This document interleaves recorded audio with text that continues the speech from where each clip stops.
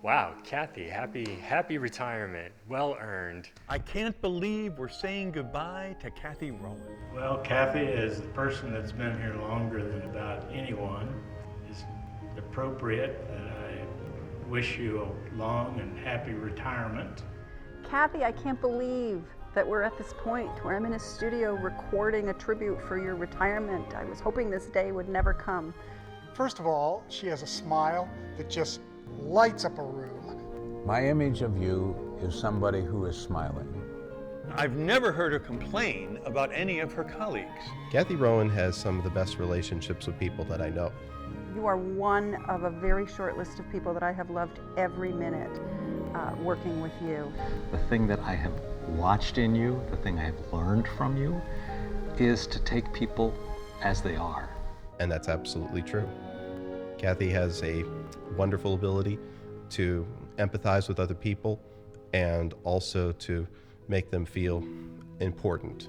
So had been 2 years of looking for jobs. Mason was the only offer I got. I was so fortunate to get it. You sent me an email right when I started, and you said, "Hello, Chris, I'm so happy to be your colleague. Welcome to Mason." I've never forgotten that. Of course, I have a lot of respect for all of her scholarly achievements, but I also do have much respect for really her sincere nature and also her sense of caring for other colleagues and also scholars. For all of these times, I feel like Kathy has been always there for me and for my family, to basically say congratulations or to provide comfort.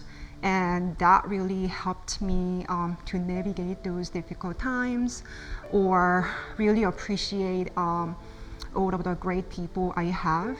When I first came to Mason, you were one of the first persons I ever met. And I believe we had a brief conversation. I introduced myself to you, and you happened to know who I was. And I'll never forget, because you thanked me and said, "David, you are doing important work on behalf of our students because you're teaching them saleable skills. And I appreciate what you do." And I never had anyone say that to me, ever. And I always remember your kindness towards me. You keep the compassion first and foremost, and I have watched you do that time and time again in dealing with our peers, in dealing with our students, in dealing with people from the outside community, and every time you do it, it is so helpful. You know, it was always really about making sure the students felt comfortable, that they were moving in a positive direction, and that Kathy was there to help them and to be a part of a community that lifted them up and supported them. And for us to have a tenured professor from Purdue come to George Mason and contribute to us was just a blessing I never imagined.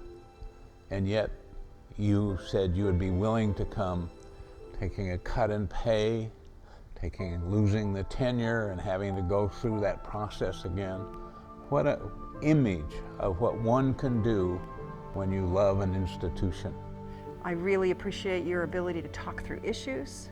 When we haven't agreed on something, you're able to get on the phone with you and spend some time hashing it out and figuring out how to move forward, and the ways that you've helped me figure out places where I'm wrong or where I'm missing something has been invaluable to me. Came in to do the interview, hoping to get hired here at Mason, and was not, totally sure about, whether we were going to move all the way across the country to live here. We went out to dinner at Brian's and had drinks, and that conversation that we had, I could tell that you were, brilliant, compassionate, you've dedicated to teaching and to learning, and you were so nice that I thought to myself, this seems like really good people work here. I could see myself here, and so I just want to thank you for that. And she taught me perfectionism, because when I think of Kathy, that's the first word that comes to my mind.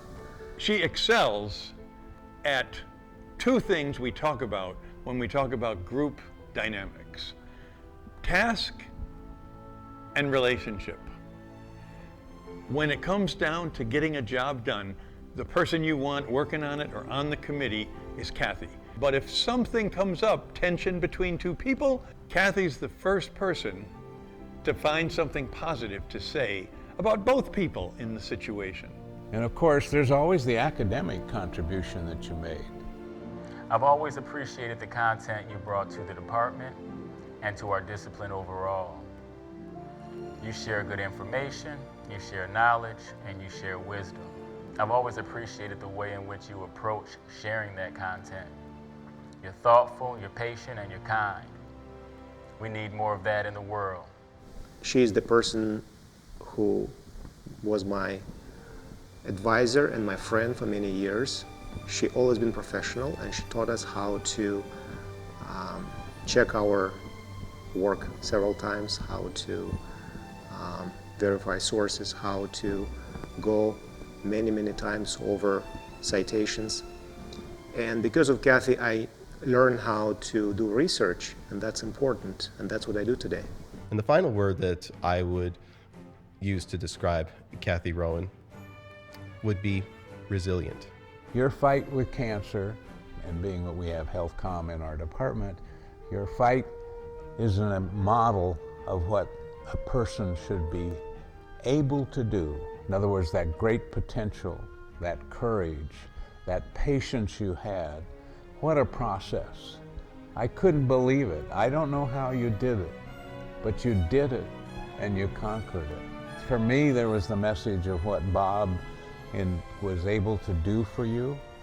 And Bob was a big part of that recovery, that being able to endure it and make it. And I just think that that's a model for anything that we might talk about in family communication. And here we are, 18 years later, and after all the changes, you're still one of my favorite people here on campus. I'm going to miss you dearly, but I am so happy for you as you move on with your family to the next stage. And so please stay in touch. I really love you as a person and as a colleague and as a mentor, and I wish you all the best in your post-retirement life. And thank you so much for everything you have done for me, and I hope to keep bothering you in the future so that I can only become a scholar or a person like you. Know that every encounter I have that requires me to tap into my humanity, to tap into my humility, you are there with me. You're the guide, speaking in my ear, guiding me each and every step of the way. So I can't thank you more for that. It has been such a pleasure to work with you, and I look forward to knowing you and living on this planet with you for many more years to come. And I try my best to follow your example by always remembering the small things and doing the small gestures, because it does matter, and your encouragement and support is something that I will not soon forget. And thanks for always looking out for me. Thanks for always thinking of me. Have a happy retirement. Thank you, Kathy, for all these years, for your wisdom, and for your camaraderie. But just know that there is a place in the world that really appreciates all the work that you've done and that loves you for the contributions you have made to our community.